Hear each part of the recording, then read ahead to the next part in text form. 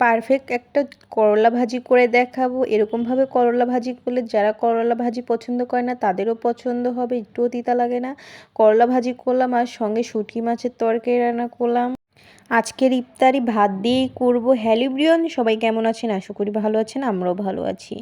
আজকে আমি করলা ভাজি করব আর পুঁটি মাছের শুঁটকি মাছ আর হচ্ছে বেগুন আলু দিয়ে শুঁটকি মাছের তরকারি রান্না করব। আমি যেভাবে করলাটা ভাজি করি সেটাই আপনাদের দেখাবো। এই যে প্রথমেই করলাটা তো আমি কেটে নিয়েছি, যেভাবে করলা কাটা লাগে কেটে নিয়েছি। আলু আর করলা, তার মধ্যে লবণ দিলাম, দিয়ে ভালোভাবে কিন্তু মাখিয়ে রাখবো।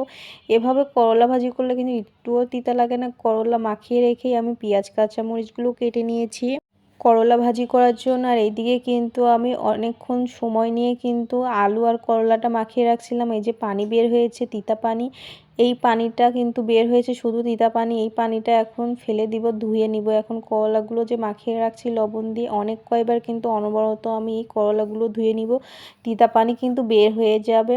করলাগুলো তো ধুয়ে নিলাম, চলেন এখন ভাজি তৈরি করার জন্য চলে যাই। কড়াইয়ের মধ্যে পেঁয়াজ আর কাঁচামরিচ দিয়েছি, নেড়ে চেড়ে কিন্তু ব্রাউন কালার করে নিয়েছি পেঁয়াজ কাঁচামরিচটা। সামান্য জিরা ফোড়ন দিলাম, দেওয়ার পরে এই যে ধুয়ে রাখা কিন্তু করলা আর আলুগুলো দিয়ে দিলাম। দিয়ে দেওয়ার পরে এই যে টেস্ট অনুযায়ী লবণ, তারপরে হলুদের গুঁড়া, এগুলো দিয়ে এখন নেড়ে চেড়ে কিন্তু করলা ভাজিটা করে ফেলবো।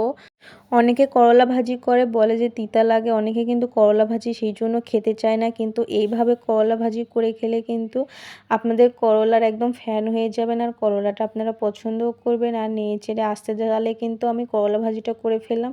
করলা ভাজিটা কিন্তু হয়ে গিয়েছে। এই করলা ভাজি দিয়ে কিন্তু 1 প্লেট ভাত এমনিতেই খাওয়া যায়। করলা ভাজিটা সত্যি এভাবে করলে খুবই ভালো লাগে আমার করলা ভাজি। আপনারা একবার হলে এভাবে করে খাবেন, করলা ভাজির আপনারা ফ্যান হয়ে যাবেন। করলা ভাজি তো কমপ্লিট হয়ে গিয়েছে। আর এই যে শুঁটকি মাছের তরকারি রান্না করার জন্য শুঁটকি মাছটা তো গরম পানিতে ধুয়ে নিয়েছি, তারপরে শুঁটকি মাছটা ভেজে নিলাম লবণ আর হলুদ দিয়ে। মাছটা ভেজে নেওয়ার পরই উঠিয়ে নিয়েছি। তারপরে মশলা কষানোর পরই বেগুন আলুগুলো দিয়ে নেড়ে ছেড়ে বেগুন আলুটা কষিয়ে নিচ্ছি।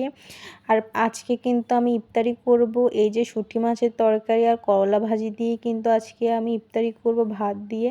আর আপনাদের ভাইয়া আজকে ইফতারি করবেন। আপনাদের ভাইয়া হচ্ছে এক জায়গায় গিয়েছি ইফতারি করার জন্য, সেই জন্য আমি একা একা খাওয়ার জন্য আর ইফতারি কোনো আয়োজন করে নিয়ে আজকে ভাত তরকারি দিয়ে ইফতারিটা করে ফেলবো। এই যে শুঁটকি মাছের তরকারিটা কিন্তু কষিয়ে নিলাম, আমি দেখতেই পেলেন কষিয়ে নিয়ে ঝোলে পানি দিয়েছিলাম। আর এই যে শুঁটকি মাছের তরকারি কিন্তু বেগুন আলু দিয়ে একদমই কমপ্লিট হয়ে গিয়েছে। আজকে 2টা রান্নায় আপনাদের কাছে কেমন লাগলো অবশ্যই কমেন্ট করে জানাবেন। আর 2টা রান্নার রেসিপি আপনাদের কাছে কেমন লাগলো অবশ্যই কমেন্ট করে জানাবেন। রান্নাবান্না শেষ করে এই যে ইফতারির সময় হয়ে গিয়েছে, প্লেটটা আমি গুছিয়ে নিয়েছি। করলা ভাজি, তারপরে শুঁটকি মাছের তরকারি আর কালকের মাছ ভোনার তরকারি আছে 1 পিস মাছ, তারপরে শসা টমেটো, এগুলো দিয়ে প্লেটটা একটু গুছিয়ে নিয়েছি। এগুলো দিয়ে এখন হচ্ছে আমি ইফতারিটা সেরে নিব।